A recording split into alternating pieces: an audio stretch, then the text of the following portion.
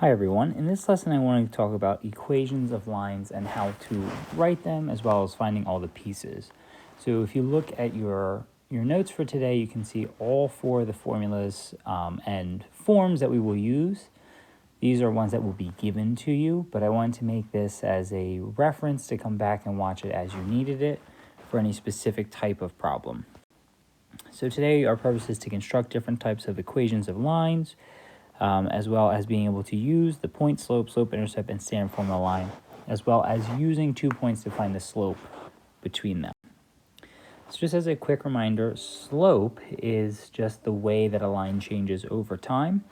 And so if you look at your note sheet, you have the equation at the top left, but here it is again, y2 minus y1 over x2 minus x1.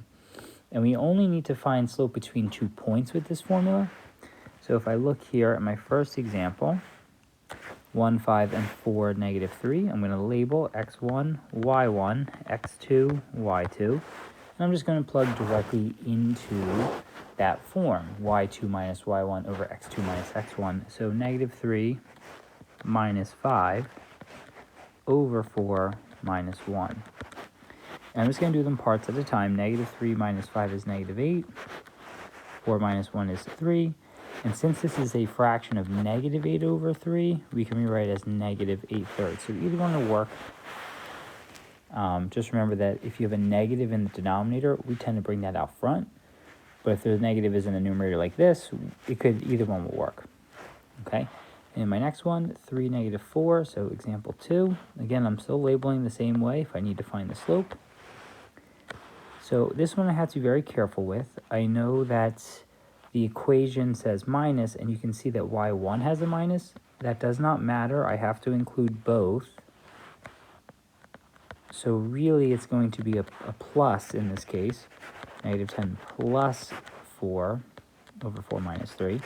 And negative 10 plus 4 comes out to be as a difference of negative 6 over 1, which can be simplified as the fraction negative 6. So really what this means for us is rise over run, if you remember from slope, is that to go from one point to the next, I would go up or down, whatever number is in the top, and then I would go right, whatever the number in the denominator is. Okay, remember we always rise up or down, and then we normally run to the right. There's only one case where we'd run to the left. So now let's talk about equations of lines and how to write them. So in general, the best form to start with when in doubt is the point slope form, which is this one right here. This one will get us the most amount of usage, and we can take point slope into slope intercept or into standard form, but it's kind of hard to get into point slope. Now the only good news is that it tells us exactly what we need. We need a point and we need a slope. As long as we have one of each, the point and the slope, then we can do this line.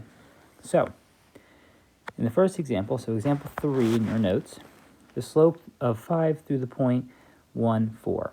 So again, this is my slope, this is my y1, this is my x1, y1, and I can plug it directly into the form y minus y1 equals m times x minus x1, and this y and this x are not going to change. Now all the other pieces we have a value for, minus 4, 5, minus 1. And that's actually it. That is point slope form. I know we want to kind of do more with that, but we do not need to do any more with that. That is the point slope form. So we can actually leave it in that form. Now here, they give me 2 points. And remember, in point slope form, I need 1 point and 1 slope. So the thing is, we have the formula to find slope. So let's take that, and let's use that again. 10 minus 4 over 5 minus 3. I get 6 over 2, which is a slope of 3. Now, a lot of people wonder if it matters which point. No, it does not. I'm just going to take the first one. I tend to take whichever one is easier looking, aka smaller numbers and less negatives. So the first one will work here. So I go y minus my y coordinate, which is 4, my slope is 3, and then x minus my x coordinate. So that is the first one. Now, if I did decide to choose the second one, y minus 10 equals 3 times x minus 5 would also work. So both are correct. Now, we want to go into slope-intercept form.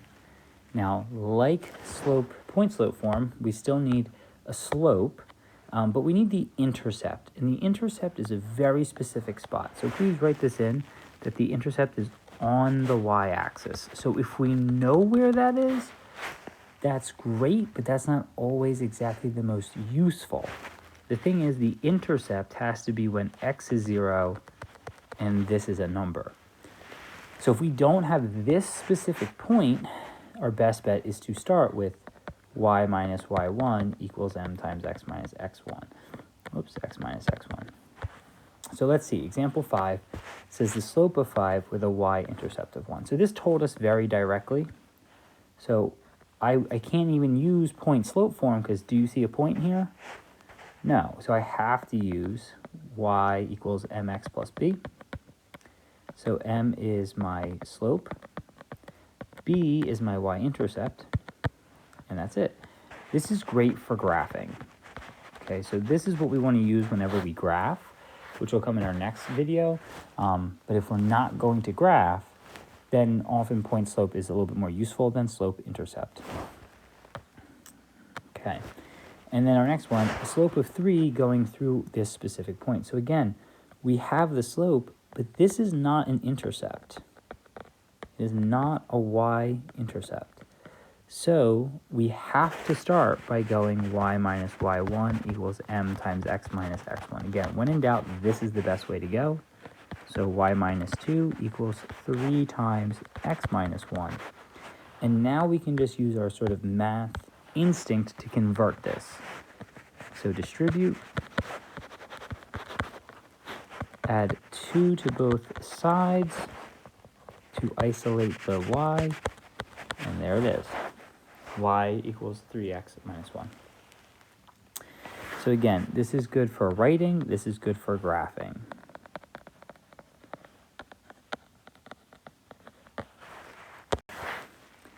And our last form is standard form. Now this one is slightly less useful for graphing. It is very specific in that all coefficients must be numbers, whole numbers. So ax plus by equals c, my form here, can have no fractions, no decimals. Okay, this is most helpful to find the intercepts of the function. So this can help with graphing, but it's not necessarily the easiest form to graph because we need both intercepts. So what we're going to try to do more often than not is not start here, but end here. So let's say, for example, I have this equation. This is your example 7. Y equals 1/2 x plus 4. And I want to put this into standard form. So ax plus by equals c. And I want you to take a second and just look at where we're at and look at where we want to be. And take a second to notice what is similar and what is different. I hope that you're thinking and noticing that, both x and y are on the same side in the standard form, and that's not the case here, nor is it for point slope form either. So our first step is that we got to move that 1/2 x to the left. Since I want to move the x itself, I'm not going to divide, I'm going to subtract 1/2 x. So I get negative 1/2 x plus the y that was there, that equals 4. And now you can see, all right, so we're a little bit closer, but there's one condition. Remember, a, b, and c all have to be whole numbers.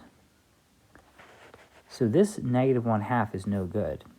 So I need to multiply the entire equation by something to get rid of negative 1/2. And so let's multiply by a denominator that will get rid of just 2. So I'm going to multiply everything by negative 2. Technically, I could do everything by positive 2, but it still leaves a negative in front, and it's best to get rid of it. So I multiply every single piece by negative 2. Negative 2 times y, negative 1/2 is 1x. Negative 2 times positive y is negative 2y. Negative 2 times 4 is negative 8. And so now it fits that form entirely. I know there's a plus in the form, but remember the idea is the plus just tells me whether the sign changes or not. And so now you can see that we have an equation in standard form. 5x plus 3y equals 9. And we want to change that to slope-intercept. Remember, that looks like this. Y equals mx plus b. So again, take a second, look at what we want versus where we are, and let's think about how we can make this happen. We want y by itself. We got to move x to the right-hand side.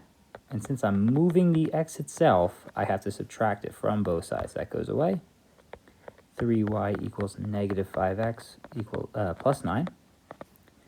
And now I want to get the y by itself. So divide everything by 3. And it's okay to have fractions because we're no longer in standard form. Okay? So I hope that was helpful for those first 8 examples. In the next video, we'll go through little parts about the graphing, and hopefully that'll take a little bit less time. But if you have questions, please feel free to ask. That's why I wanted to do the video this way in this lesson, so that way you could pause and ask questions as we're going. Thanks, I'll see you in the next one.